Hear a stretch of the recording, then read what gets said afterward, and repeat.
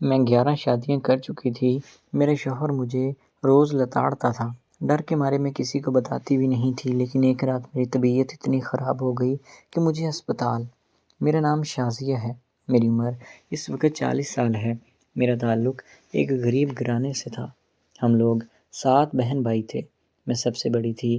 میرے باپ کے انتقال کے بعد گھر کی ساری ذمہ داری میں نے ہی سنبھالی تھی۔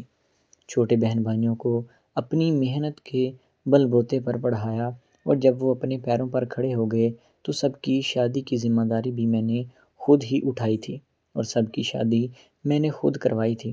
میں نے مردوں کی طرح محنت کی تھی، کام کیا تھا اور گھر کا نظام بھی چلایا تھا، اور چھوٹے بہن بھائیوں کی شادی کر دی۔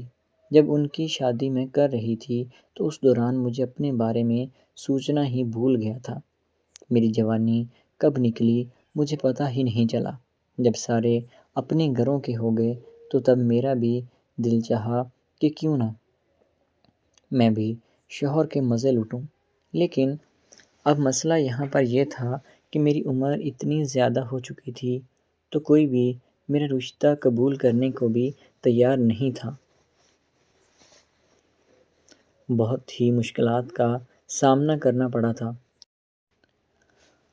اور لوگوں کی طرح طرح کی باتیں بھی سننی پڑی تھی کہ نہ جانے میں کیوں شادی نہیں کر رہی۔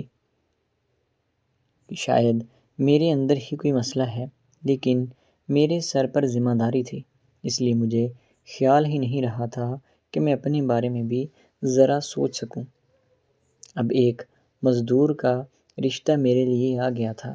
گھر والوں نے اسی چیز میں آفت جانی کہ اس کے ساتھ ہی رشتہ کر دیتے ہیں، کہیں یہ رشتہ بھی ہاتھ سے نہ چلا جائے۔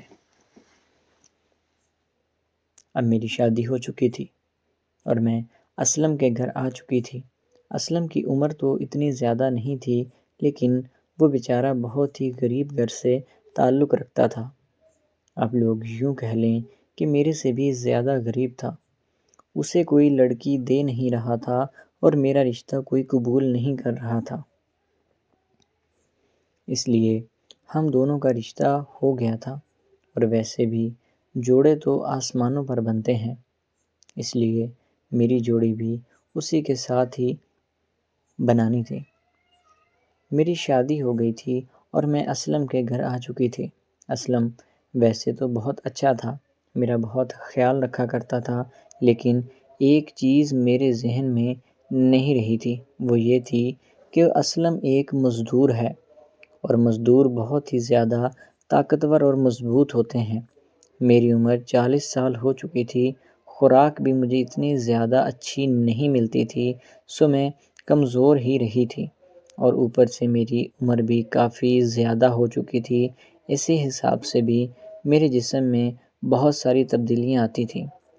شادی کی رات ہی وہ جب میرے قریب آیا اور میرے ارمانوں کو جگانے لگا اور بات کو مزید آگے بڑھانے لگا تو میں بہت زیادہ ڈری ہوئی تھی۔ مجھے اس چیز کا بالکل بھی اندازہ نہیں تھا کہ میرے ساتھ آج کیا ہونے والا ہے، کیونکہ میں نے ان باتوں کی طرف کبھی توجہ ہی نہیں دی تھی، لیکن سننے میں آیا تھا کہ وہ رات بہت ڈراؤنی ہوتی ہے۔ وہ جیسے جیسے اپنے کام کو سر انجام دے رہا تھا، میرے لیے درد اور تکلیف مزید بڑھتی جا رہی تھی۔ جیسے تیسے وہ رات گزری اور میری جان بخشی ہو چکی تھی۔ اب روز کا یہی معمول بن چکا تھا۔ مجھے تو یہ بھی سمجھ میں نہیں آ رہا تھا کہ اس میں اتنی زیادہ طاقت آتی کہاں سے ہے۔ میں یہی سوچتی رہتی تھی کہ اس سے تو اچھا تھا کہ میں شادی ہی نہ کرتی۔ اب میری مجبوری یہ تھی کہ مجھے اس عمر میں طلاق ہو جاتی تو نہ جانے لوگ کس طرح کی باتیں اور طعنے میرے بارے میں کستے۔ تو میں ہمیشہ خاموش ہی رہتی تھی، اور جو ہوتا اسے میں چپ چاپ سہنے لگی اور برداشت کرنے لگی تھی، لیکن وہ چیز اتنی دردناک اور تکلیف دہ ہوتی تھی کہ میں ہمیشہ ڈرتی رہتی تھی،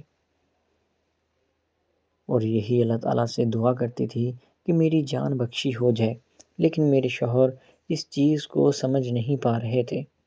حالانکہ ایک دو بار تو میں نے ان سے بات کرنے کی بھی کوشش کی تھی، لیکن وہ میری بات کو ہمیشہ ہی ٹال دیتے تھے اور یہی کہتے تھے کہ دیکھو میری مجبوری ہے، میں نے شادی بھی اسی کے لیے ہی کی ہے، اگر میری ضرورت پوری نہیں ہوگی تو مجھے کیا فائدہ۔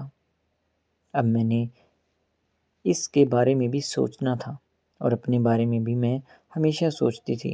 ایک بار تو میری طبیعت اتنی زیادہ خراب ہو گئی تھی کہ مجھے ہسپتال تک لے کر جانا پڑا تھا۔ وہاں پر جب میرے گھر والے بھی موجود تھے اور میرے سسرال والے بھی آ گئے تھے، اب لوگ طرح طرح کی باتیں بھی کر رہے تھے اور بہانے بنا رہے تھے۔ میرے شوہر سے جب بھی وہ پوچھنے لگتے تو اس کے پاس کوئی بھی جواب نہیں ہوتا تھا کہ میں ہسپتال کیسے پہنچی، بس یہی تھا کہ طبیعت خراب ہو گئی ہے۔ لیکن اب مجھے بتاتے ہوئے بھی شرم آ رہی تھی کہ ایسا کیا معاملہ ہے کہ جس کی وجہ سے میں آج ہسپتال میں پڑی ہوں۔ پھر ڈاکٹرز نے رپورٹ کروانے کے لیے دے دی تھی۔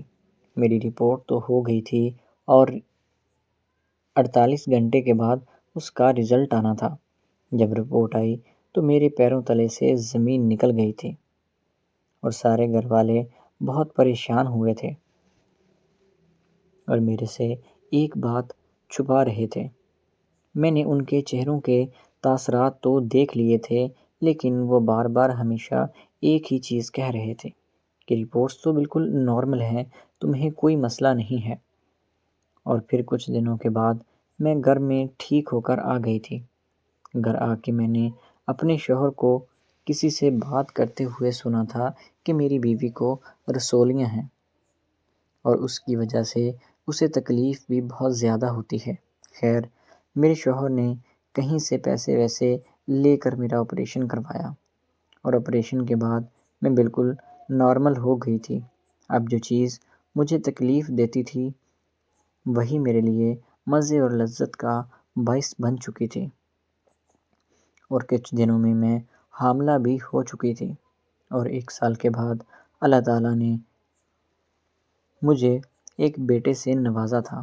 اب میری زندگی بڑی خوشی سے چل رہی ہے۔ وہ میرے لیے پہلا دور ایک ڈراؤنا خواب تھا جسے میں آج تک نہیں بھول پائی، لیکن میرا شوہر بہت اچھا ہے، میرا بہت خیال رکھتا ہے اور آج بھی میری زندگی میں اتنی زیادہ بہار ہے کہ آپ لوگ اس کا تصور بھی نہیں کر سکتے۔